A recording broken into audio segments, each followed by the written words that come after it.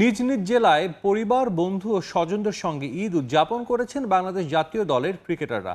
এ সময় মুসলিম উম্মার শান্তি কামনা করে সবাইকে ঈদের শুভেচ্ছা জানান তারা। অস্ট্রেলিয়ার বিপক্ষে আসন্ন হোম সিরিজের পাশাপাশি অগাস্টে অ্যাওয়ে সিরিজেও ভালো করার আশা ক্রিকেটারদের। এদিকে ঢাকার মিরপুরের পল্লবীতে ঈদের নামাজ শেষে সবার সঙ্গে কুশল বিনিময় করেন যুব ও ক্রীড়া প্রতিমন্ত্রী। বছর ঘুরে আবারও এসেছে পবিত্র ঈদ উল আজহা। পাকিস্তানের বিপক্ষে ঐতিহাসিক টেস্ট সিরিজ জয়ের পর ঈদের ছুটিতে নিজ নিজ জেলায় আনন্দঘন পরিবেশে পরিবার ও স্বজনদের নিয়ে ঈদ উদযাপন করছেন বাংলাদেশ জাতীয় দলের ক্রিকেটাররা। এবারের ঈদ টেস্ট অধিনায়ক নাজমুল হোসেন শান্তর জন্য একটু বিশেষ। তার নেতৃত্বে টাইগাররা পেয়েছে পাকিস্তানের বিপক্ষে হোয়াইট ওয়াশের স্বাদ। ঈদ উল আজহার দিনে রাজশাহীর পবার রণহাট গ্রামের ঈদগাহ মাঠে নামাজ আদায় করেন শান্ত।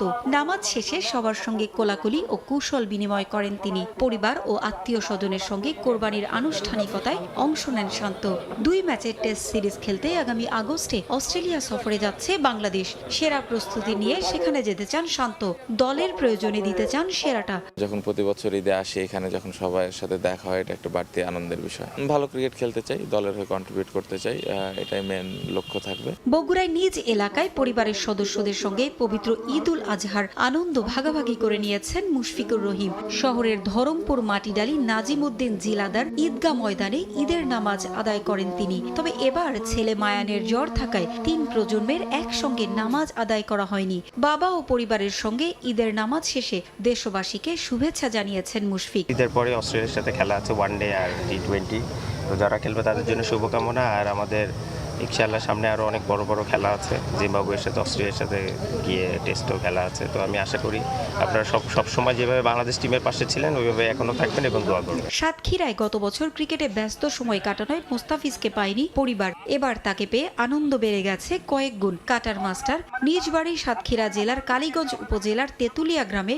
বাড়ির পাশে ঈদগাহ ময়দানে গ্রামবাসীর সাথে একেবারেই সাদামাটাভাবে ঈদের নামাজ আদায় করেন। এরপর ভাইদের সঙ্গে পশু কোরবানি দেন মুস্তাফিজ। তাকে পেয়ে ঈদের আনন্দ কয়েক গুণ বেড়ে যায় গ্রামবাসীর।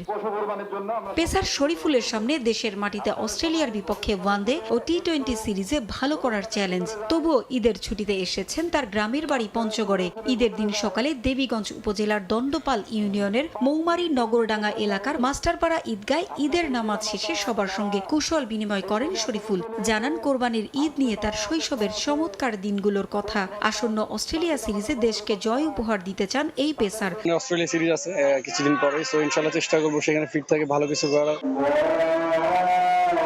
এদিকে ঢাকার মিরপুরের পল্লবীর 2 নম্বর ওয়ার্ড ঈদগাহ মাঠে পবিত্র ঈদ উল আজহার জামাতে উপস্থিত থেকে নামাজ আদায় করেন যুব ও ক্রীড়া প্রতিমন্ত্রী আমিনুল হক। এ সময় দেশের মানুষকে ঈদের শুভেচ্ছা জানান তিনি।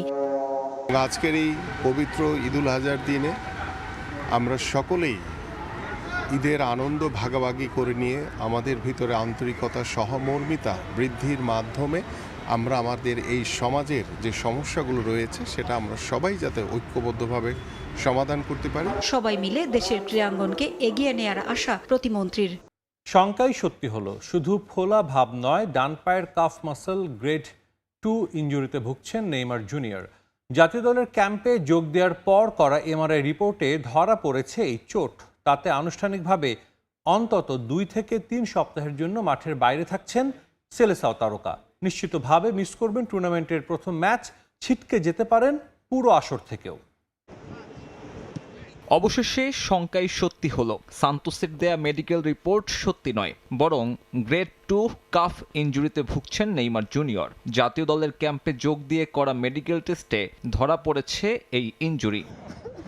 সান্তোস মেডিকেল টিমের দাবি ছিল গুরুতর কোনো ইনজুরি নয়, বরং ডান পায়ে কিছুটা ফোলা ভাব রয়েছে নেইমারের। তবে বিশ্বকাপ ক্যাম্পে যোগ দিয়ে করা মেডিকেল পরীক্ষার ফলাফল বলছে ভিন্ন কথা। ছোটখাটো নয়, ভালোই গুরুতর। মাংসপেশি ছিঁড়ে যাওয়ায় সুস্থ হতে লাগবে অন্তত 2 থেকে 3 সপ্তাহ।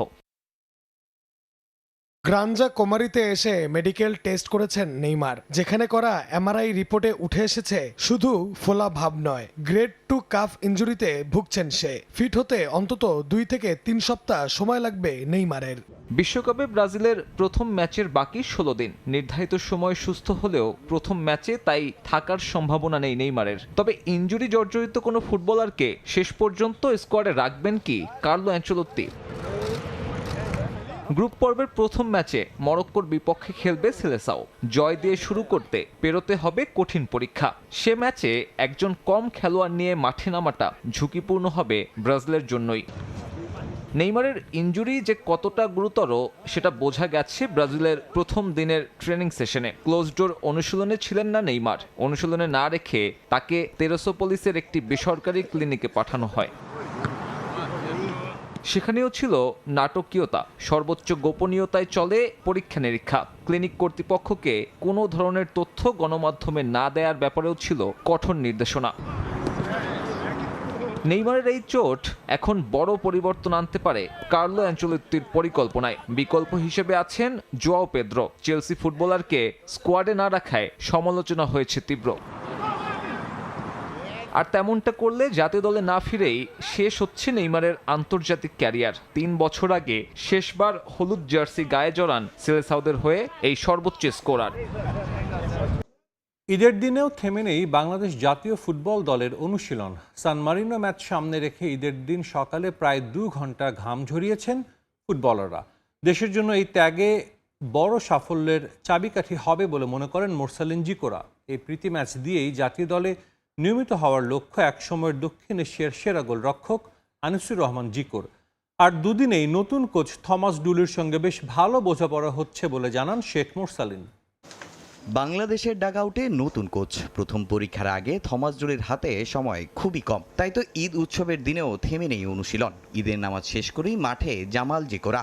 মুসলমানদের সবচেয়ে বড় আনন্দের দিন, পরিবার স্বজনদের সঙ্গে সময় কাটাতে না পারার আক্ষেপে পড়ছেন ফুটবলাররা। তবে দেশের জন্য এই ত্যাগ সহজভাবে মেনে নিয়েছেন মোরসালিন জিকোরা। সবাইকে ঈদ মোবারক। দেশবাসী এবং প্রবাসী ভাইয়েরা যারা আছে, ঈদের দিন এটা আমাদের মুসলিমদের জন্য অবশ্যই আনন্দের দিন। ফ্যামিলির সাথে করতে পারতেছি না, একটু খারাপ লাগতেছে, কিন্তু দেশের জন্য ত্যাগ স্বীকার করতে হবে। এটা আসলে টাফ, তারপরও দেশের হয়ে আমরা প্রতিনিধিত্ব করছি। So at the end of the day আমরা যখন টিম মেম্বার সবাই একসাথে মিলে, এটাও আমাদের একটা ফ্যামিলি আমাদের কাছে এখন হয়ে গেছে। এবারের এই সান মারিনো ম্যাচ আনিসুর রহমান জিকোর কাছে একটু বেশি চ্যালেঞ্জিং। নতুন কোচ আসায় প্রায় 2 বছর পর বদলেছে তার ভাগ্য। তবে অভিজ্ঞ এই গোলরক্ষকের জাতীয় দলে আবারও নিয়মিত হওয়ার পথটা সহজ নয়। তরুণ মিতুল শ্রাবণের চেয়ে নিজেকে সেরা প্রমাণ করতে হবে এক সময়ের দক্ষিণ এশিয়ার সেরা গোলরক্ষককে। তাই তো সর্বোচ্চ উজাড় করে নিজেকে প্রস্তুত করছেন জিকো। চ্যালেঞ্জটা বেশি, কারণ ওরা খেলতেছে, ভালোই করতেছে।